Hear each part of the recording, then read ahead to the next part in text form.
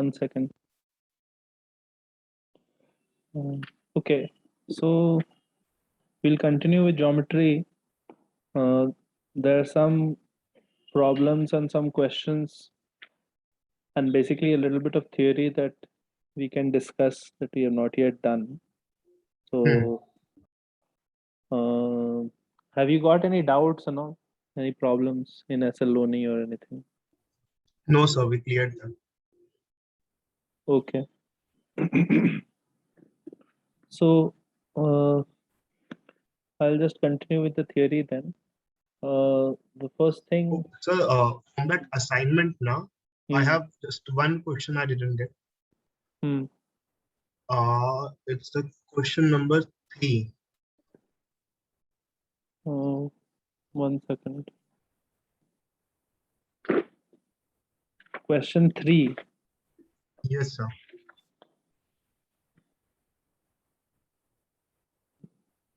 This bisectors one.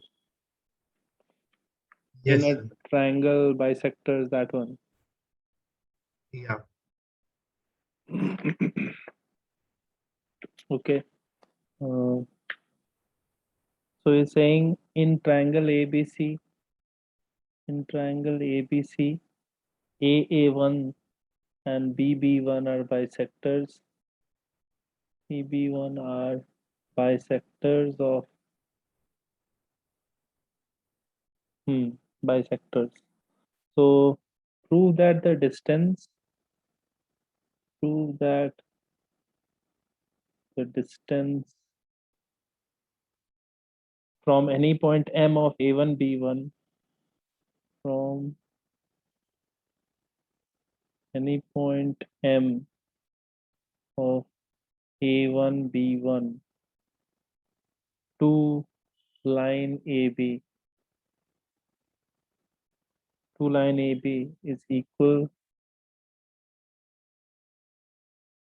to the sum of the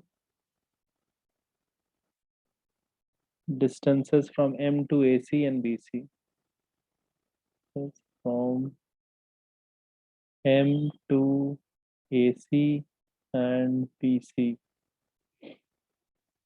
So let's draw a figure. We have A, B, C, and AA1 is one bisector. So this is A1, and BB1 is another angle bisector. This is B1. A1, B1 is a line on which there is a point. Distance from any point M, A1, B1 to the line AB. So from here, I should drop a perpendicular to this, right? Yes, sir. So this is the distance from M to AB. So MN distance is equal to the sum of the distances from M to AC. AC is like this, right? Hmm. And M to BC is this one, right? Yes. Okay. Now, so we have to prove that this distance is equal to this plus this for any point on the A1, B1, A1, B1 line, right? Yes. So, okay.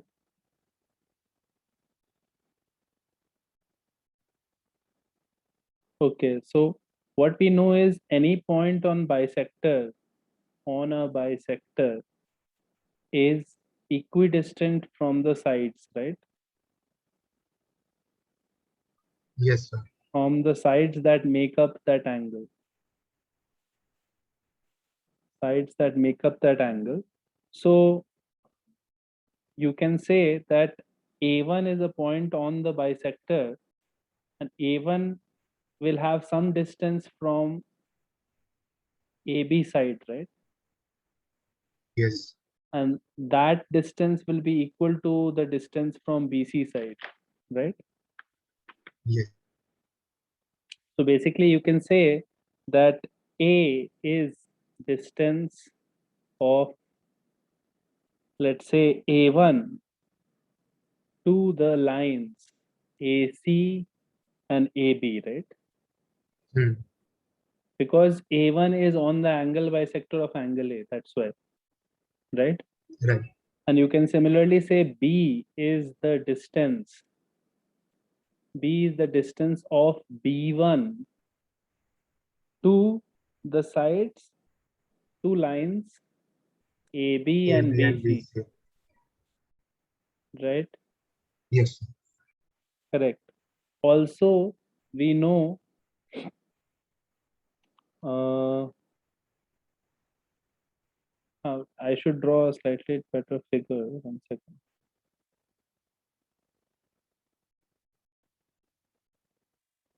So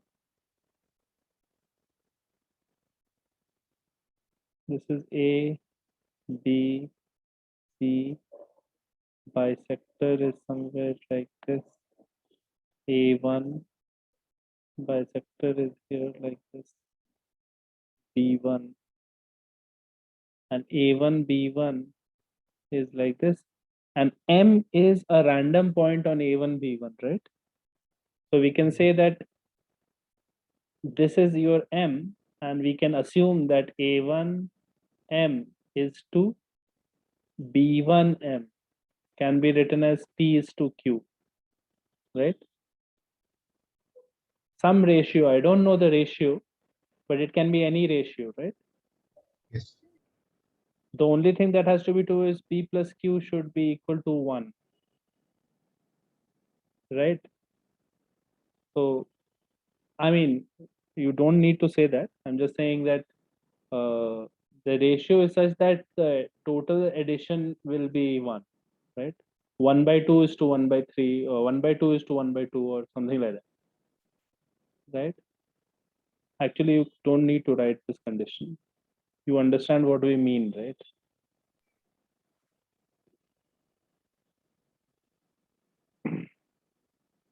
1 second. Now, the distance from A1 to distance from A1 to lines AB and AC are same. Therefore, actually, if I draw a perpendicular like this from A1 to this and perpendicular from here, these distances are equal, right? And similarly for B1, those are B and that, right? Hmm. Now, distance from M to the line AC, that we have to predict, and BC. M to the line AC and BC. So, All sides we have to connect. so M to the line AB.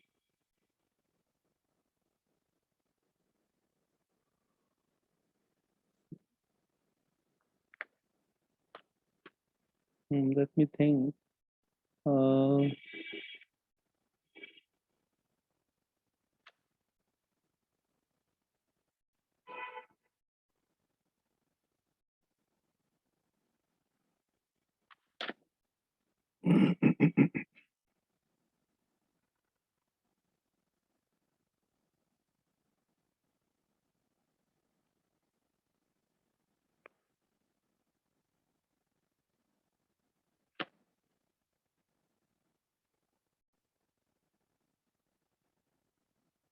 distance from point M to AC and BC. Sum of the distance from M to line AB.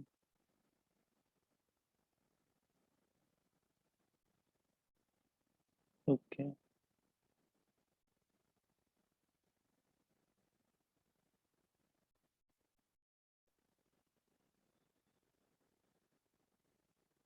M to line AB. What we know is that this is equal to this. And similarly, we know from B1 to this is equal to this, right? This is equal to this, correct? Yes. We have this situation. So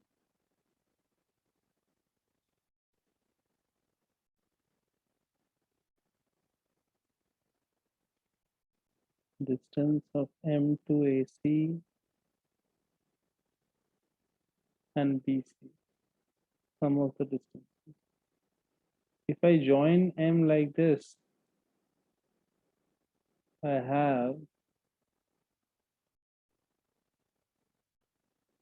do we have some estimate for distance from M to AB? If we know that, then, oh, okay, okay.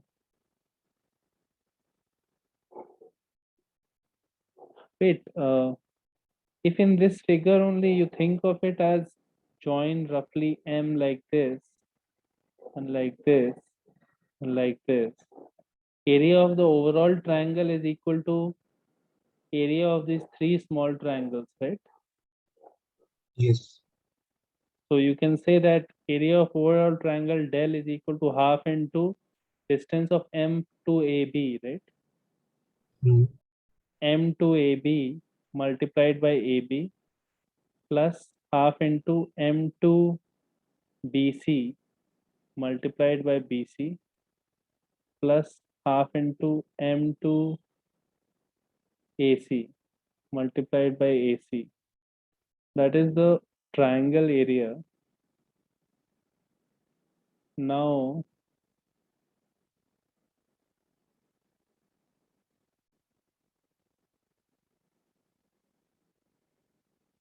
A is the distance of A1 to AC in A1. A1 point. We know this ratio and this ratio also. And we know this ratio and this ratio also. Right? Because bisector theorem. Yes, sir. So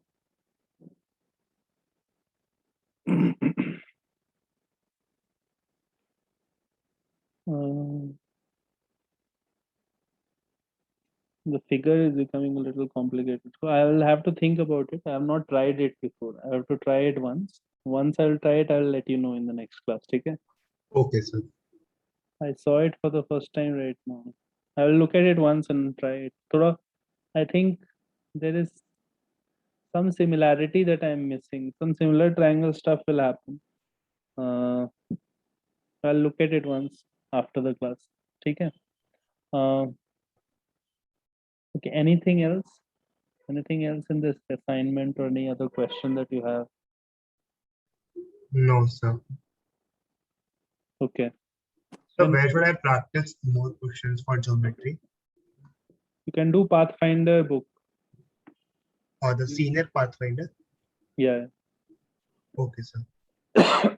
From there you can try the exercises and all and see if you're getting enough. You can first try the build up your understanding problems. Hmm. Many of them will be from SL only, so it will look familiar. You should try that. Then now we'll continue. We'll look at quadrilaterals a little bit. So Sir, also I was wondering Hmm. how much score are we targeting? I mean, there is no point in targeting any score. You have to, in order to clear the exam, you have to do as much as possible. If there's 102 marks, of state-wise cutoff is different. Which state are you in? Maharashtra. State-wise cutoff is different, and it's hard to predict that. So don't worry about the score and targeting. You should worry about how much you know and learning math. Okay? Like Okay, there sir. is no point in making any targets, no, because it's not like it's a standard thing. Every year it will keep fluctuating, and every state it will keep fluctuating. Hmm. So there's no point to any targeting like that, because every state, some state 25 will be enough, some state 40 will be enough, right? Yes, sir. And it depends on that year's paper difficulty level also. So there is no point in thinking of all those things. Don't think of such things. What you should think of is, have I learned enough geometry to attempt my IQM paper? Do I no need to know something more? Have I learned enough maths, algebra, everything, so that I can attempt it properly? Like work on your skills rather than like thinking about how much come Okay. into play there. Don't worry about that right now. Okay. So quadrilaterals. The first theorem that we'll see is that area of a quadrilateral is equal to area of a quadrilateral is equal to product of the diagonals, half of that, half into d1 into d2 and sine of the angle between them. So if you have some random quadrilateral like this, and this diagonal is like this diagonal is like this, and this length of this is d1, length of this is d2, angle between them is alpha. So half d1 d2 sine alpha will be the area of the quadrilateral. Now this can be proved quite easily. So what you can say is this quadrilateral we can label A, we can call B and C and D. And let's call this AB side as A, BC side as B, this side as C, and this side as D, right?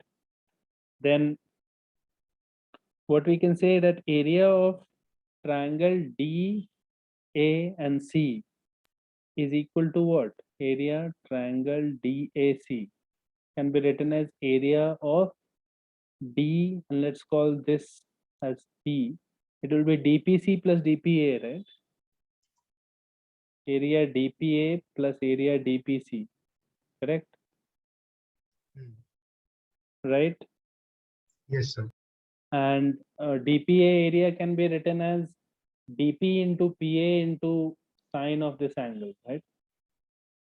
This is half DP PA sine of alpha plus DPC can be written as DPPC into sine of 180 minus alpha, right? Correct. Yes, sir. Sine 180 minus alpha because the angle between DP and PC is sine of 180 minus is 180 minus alpha. And similarly, area of triangle CAB also similarly you can write as it is equal to CBP, area triangle CBP plus area triangle ABP, right? Yes. You do the same thing. You can say later that the total area of quadrilateral will be this plus this, right? Yeah. And you will realize that all terms here will have sine alpha only, because here this area will be half into AP into PB into sine 180 minus 180 minus alpha, plus the other one will be half of PB into PC into sine of alpha. So the overall area, every term sine 180 minus alpha is same as sine alpha. So this is all sine alpha. So you can say half sine alpha, and then it becomes dp into PA plus dp into PC plus AP into PB plus PB into PC, right? Correct. Yes. In this and this, you can take PC common and it becomes DP plus PB. And DP plus PB is actually DB, right? Yeah. So when you take common this and this and this and this, you'll get product of the diagonals, correct? Yes, sir. 1 second, just hold on. There's someone at the door.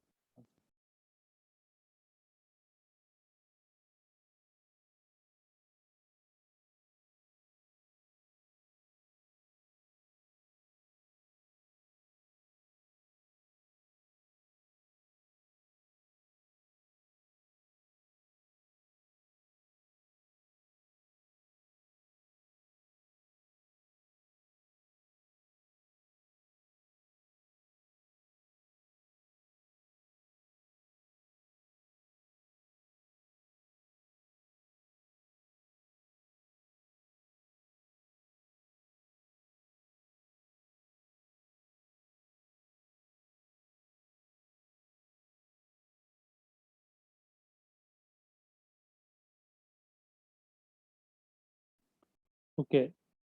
So this you have understood, no? It will become product of diagonals into sine alpha, right? Yes, sir.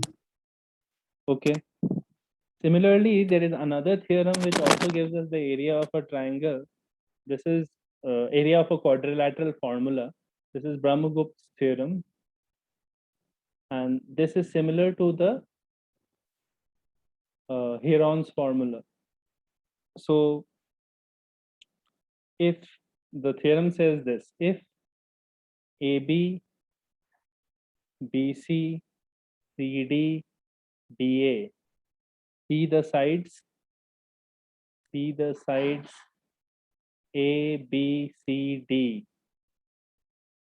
respectively, and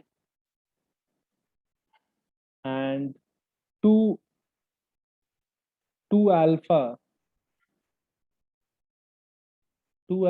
be the sum of a pair of opposite angles. Pair of opposite angles. Okay. Let's call S as the semi-perimeter. So S is equal to A plus B plus C plus D by 2 for the quadrilateral, right? Then area of the quadrilateral del will be written as root over S minus A, S minus B, S minus A, S minus B, S minus C, S minus D minus ABCD cos square alpha. Okay. So this is a formula that tells you any quadrilateral, if you know all the sides, you can find out the area. So you need some information. Let's say this is A, B, C, D. Let's say this angle plus this angle is adding up to equal to 2 alpha, right? What about, like, if suppose alpha plus uh, let's say this angle and plus this angle 1 and 2 are adding up to be equal to 2 alpha, right? Then obviously you could have done 3 and 4 also, right? 3 and 4 would be equal to 360 minus 2 alpha, right? Yes. So the formula doesn't change, because if you realize, if 360 minus 2 alpha is 3 plus 4, so then 2 alpha is Mhm. what? 360 minus 3 plus 4, right? Yeah. Which is equal to 1 plus 2, right? Correct. Yes. So alpha is still going to be 1 plus 2 by 2, right? And you could Right. have taken directly alpha 1 plus 2 is this 2 alpha, right? Right. So it doesn't matter. You just need the sum of any pair of opposite angles. And S is the semi-perimeter, then directly you can say this is the formula for the area. The proof of this can be done. It is a little long, but you can understand how it will come. You will just make one diagonal and say that this triangle area plus this triangle area will be the overall quadrilateral area, right? Correct. Yes. So this triangle area, let's label it. If it is A, B, C, D. So triangle ABD area will be equal to half into A into D into sine of this angle, sine of A, right? Yes. And triangle A BCD, triangle BCD will be half BC sine C, right? Yes. Correct. So the overall area is just the addition of these two, correct? Yeah. Oh, 1 second, just hold on.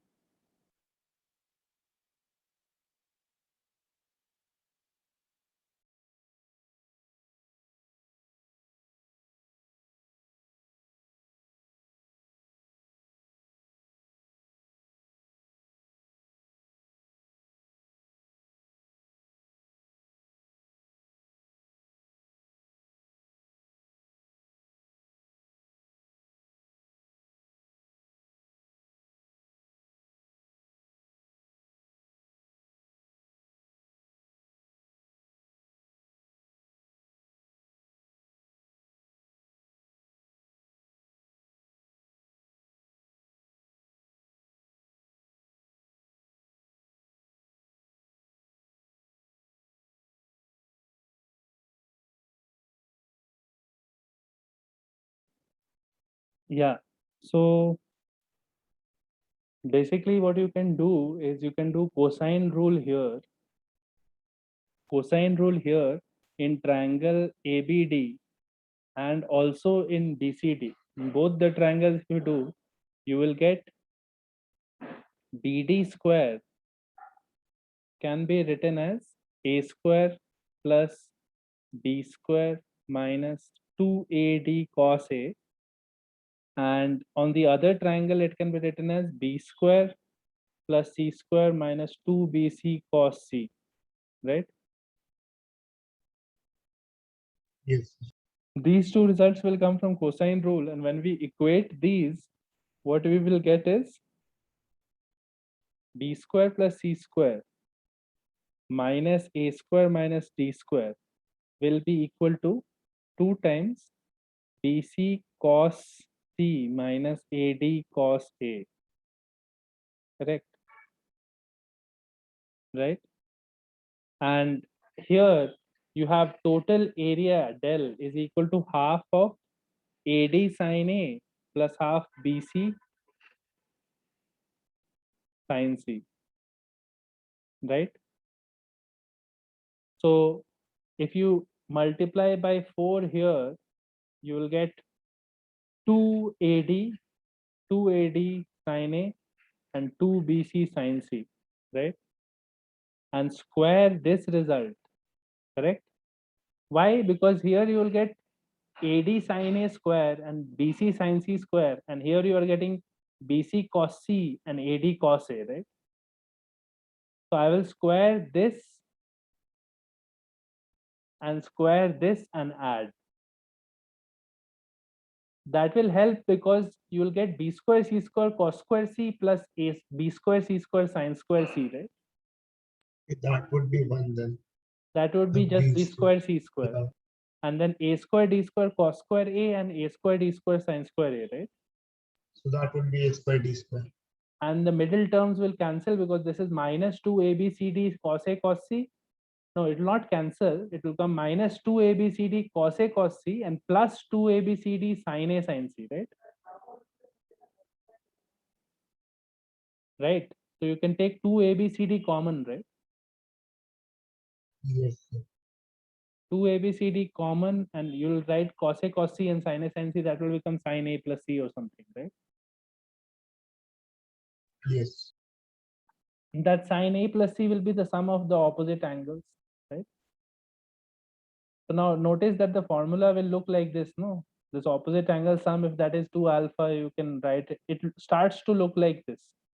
Here you have B square minus plus C square minus A square minus D square. You can simplify that by assuming that B plus C plus A plus D is equal to S and all. It's just a little bit of simplification. You don't need to worry about that simplification so much. You can find it online or somewhere, the exact steps. You can try it yourself also. So in order to do it, you can do the reverse steps from here. Like from here, you can do del square here and see what happens, right? Do 4 del square and all and see what happens. Actually, 16 del square is coming here, right? After squaring. After squaring, 16 del square is coming here. So maybe we should do 16 del square here and see. And after that, basically it will match. So the idea for the Brahmagupta's formula is that you have to write the S minus A, S minus B, S minus C, S minus D terms and subtract A, B, C, D cos square alpha, where 2 alpha is the sum of the opposite angles, right? Okay. And the way it is proved is by taking these two triangles, doing cos rule for these angles in both the triangles, and also saying that area of the whole thing is equal to area of one triangle plus area of other triangle, right? Using this result and the cosine rule result together, both these results will give you the formula. Okay. Now there are some general situations. Now, obviously, this Brahmagupta's formula is the most general situation. There are some specific cases, like if it was a cyclic quadrilateral, right? Correct. Hmm. So if you realize this is the area of the quadrilateral, but if it is cyclic, then 2 alpha should be equal to pi, right? For cyclic quadrilateral, right? Yes. 2 So that alpha was every term would become 0. alpha will become pi by 2 and cos square alpha will disappear. So for a cyclic quadrilateral, area of the quadrilateral is simply s minus a, s minus b, s minus c, s minus d, like this, right? Yes. So that is one special case. Then there could be other cases also. Uh,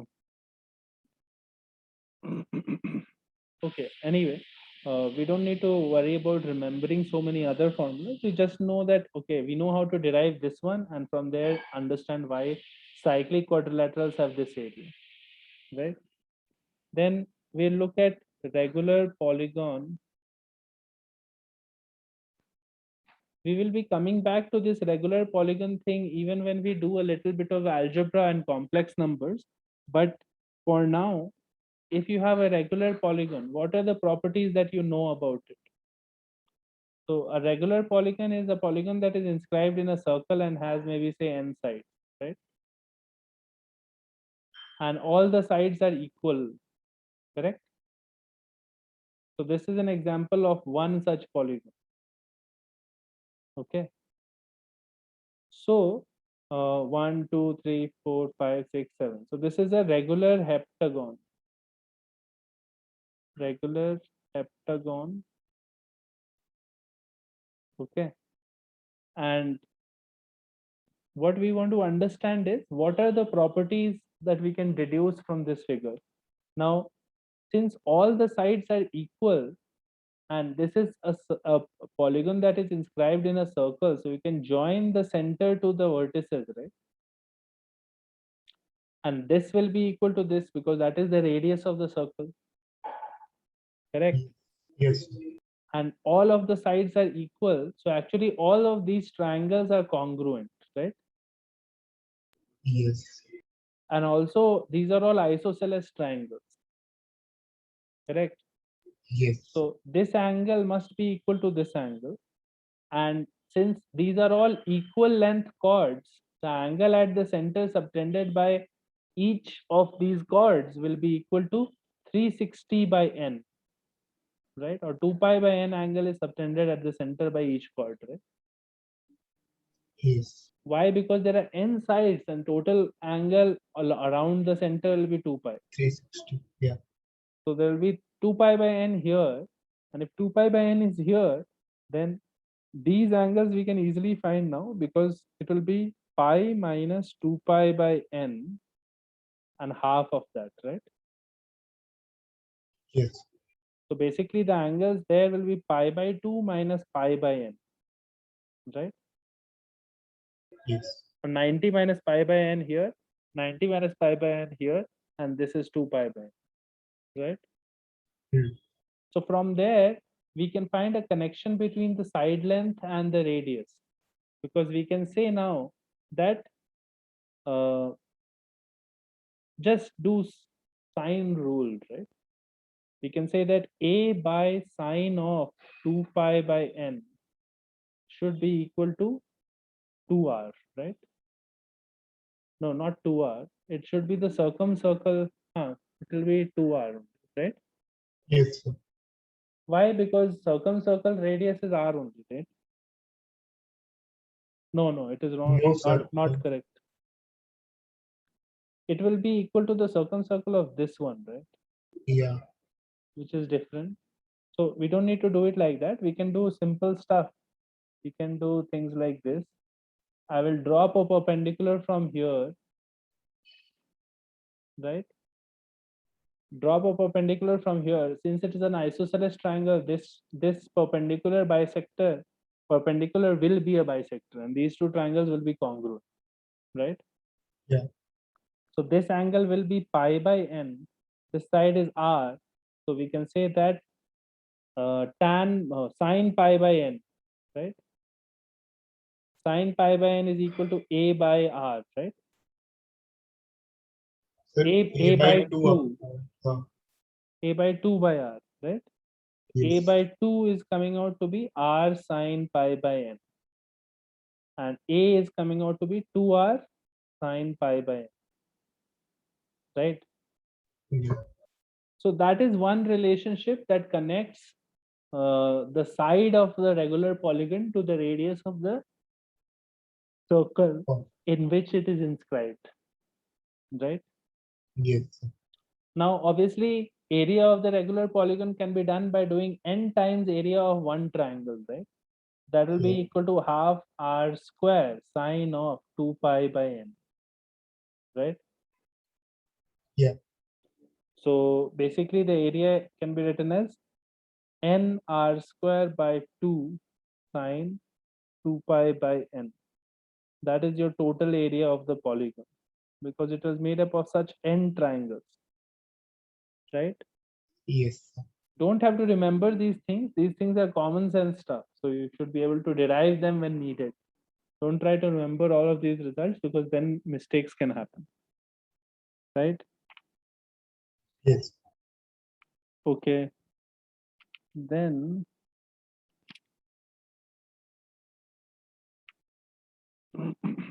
do you know about the power of a point theorem?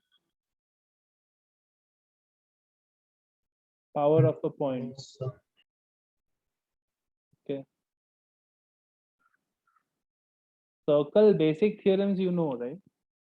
Like Yes, sir. equal chords subtend equal angles, Hard. These are. inscribed angle theorem and all, right? Yes. Okay. One important concept that you need to know is about power of a point. And we can say that if this is a circle, let's say its center is given, its radius is also given, right? Now, an external point somewhere is marked. This point is P, and this point is fixed. Okay. Now we can show that if I draw any line through P, cuts the circle at 2 points, let's say X and Y, right? And Mm. another line through P, which cuts the circle at another 2 points, let's say A and B. We can show that Px into Py will be equal to Pa into Pb. Okay, that is what we Okay, want to sir. show. So, think about it. These are radiuses, right? Mm. Correct. Yeah. So, I mean, one way to show it easily is by saying that find the length of Px into Py. Okay, actually, to prove this, we just need to prove a similarity, right? Px by Pa is equal to Pb by Py, right? Yes. We can join them. So join Pay and Pxb, right? Mm. Basically, join the triangles Px and Pa, Pxb and Pay, right? Yes. So one angle is common, right? Angle P is common in both the triangles PXB and PAY, right? Yeah. And AX is the common arc which should make equal angle here and equal angle here, right? Yes. Because it's the AX arc that subtends an angle PAYX and also angle XBA, right? Right. So these two angles are equal and one common angle is there. That means the triangles PAY and PXB are similar, right? Yes, sir. Because two angles are equal, no? Yeah. So if they are similar, then if you write the similarity ratios properly, carefully in triangles this and this, what will you do? So what is the angle opposite to P in the triangle PXB, right? X, XB. XB by what is the side opposite to P in the triangle PAY? AY, right? hmm, What is the side opposite to angle, this angle in the triangle PXB, right? PA, PX, right? hmm, And what is the side opposite to this in this PAY? So it is PA. And the third one would be the remaining angle, this. So that will be PB by the remaining angle here is this one. So that is PY, right? So that quickly implies, these two implies PX into PY is equal to PA into PB, right? hmm. You understand? Yes, sir. Now, similarly, like first of all, you have to realize what this means. What this means is through any point, I can draw infinite lines that cut the circle, right? Correct. Yes, sir. If the circle center and radius is known through a fixed point P, you can draw so many lines that will cut the circle A, B, C, D, 2 points, right? Yeah. G, H. In all of these cases, you can always prove that PA into PB is equal to PC into PD, PE into PF is equal to PG into PH. Because the product of distances from 1 point to 2 points where it cuts the circle is always going to be equal to a constant, and that constant is dependent on the point that we choose, and it's called power of a point P. Power of point P basically is equal to the product of these distances. They are all equal. Okay. So the only thing that matters in power of a point discussion is where is the point and where is the circle and what is the radius of the circle. Because now we'll show that power of a point, or PA into PB, is actually equal to, so let's say this is center, this is some point here, and this is like this, A and B, PAB, and I draw a tangent now. Okay, Hmm. it is tangent at T. So I draw a tangent like this.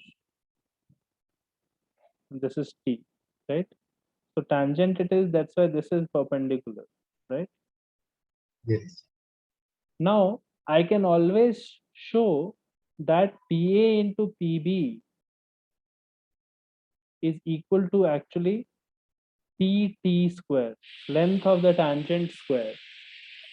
Okay. Now, how can we show that? So basically, what we have to do is prove that PA by PT is equal to PT by PB, right? Yes. So make the triangle PTB, right? And make the triangle PAT, right? Yes. Triangles PAT and triangle PBT, correct? Hmm. In these two triangles, already one angle so is common, right? Yes. Correct, no? We just have to figure out another angle, right? Another equal angle if we get, then we are done, right? Yeah.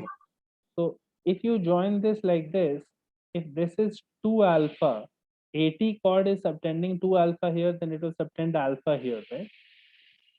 Yes. Right. So Yes. AT chord is subtending alpha here, 2 alpha here, and we know that this much is 90.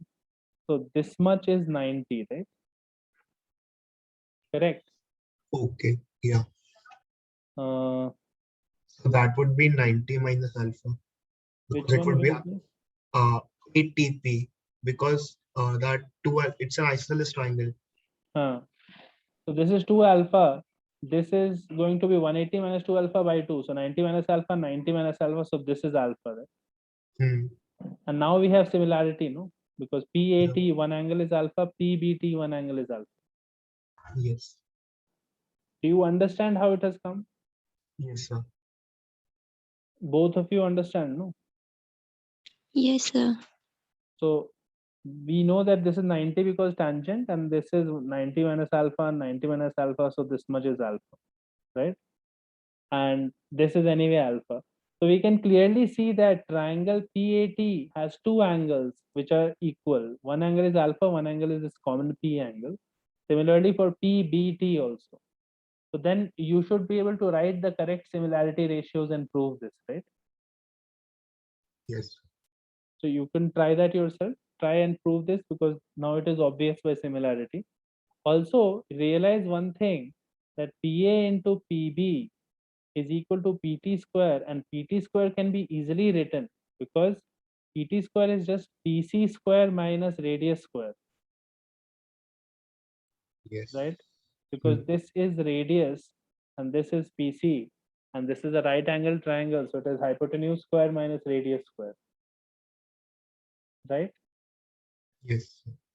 So all the time, power of a point P, power of point P with respect to a circle will be equal to P to C square minus radius square. What is P to C square? C is the center of the circle. So find the distance of the point that you are talking about from the center of the circle. That is PC square minus radius square, which is the radius of the circle.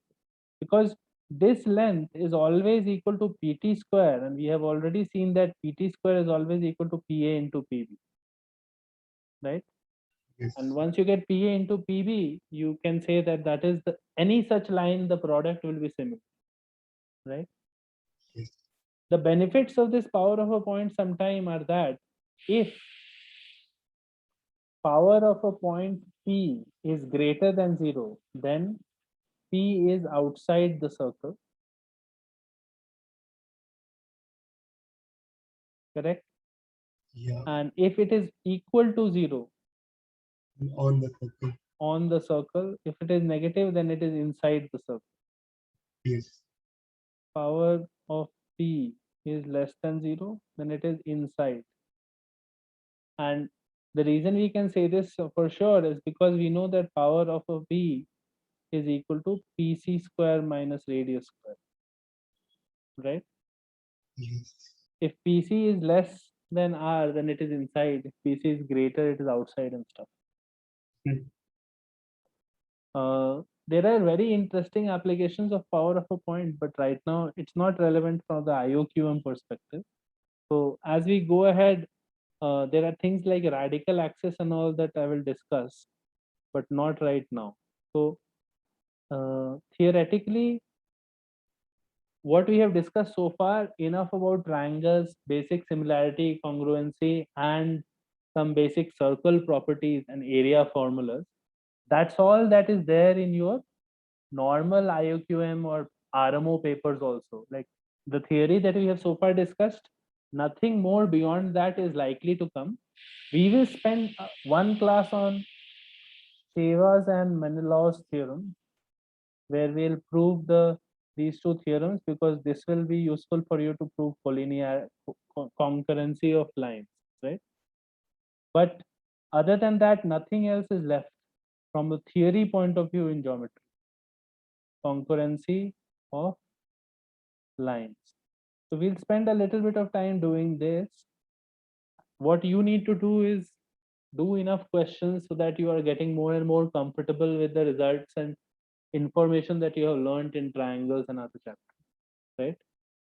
Yes. So start doing the Pathfinder book maybe. The senior Pathfinder book will be good enough. You should do the beginner box, whatever is the test your understanding and whatnot questions are there, right? At the end of each section, there is an exercise. So you should try those exercises first. The end of section question. Okay. Okay. We'll continue from this point. We'll probably do concurrency of lines maybe in the next class. Okay, that's all. I'll see you. Okay, sir. Thank you, Bye. sir. Bye. Bye.